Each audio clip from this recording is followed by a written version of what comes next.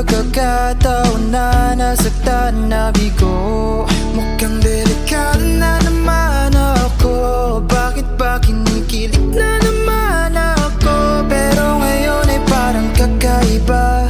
Pag nakatingin sa iyong mata, ang mundo ay kalma. Ngayong nandyan ka na, di magmamahal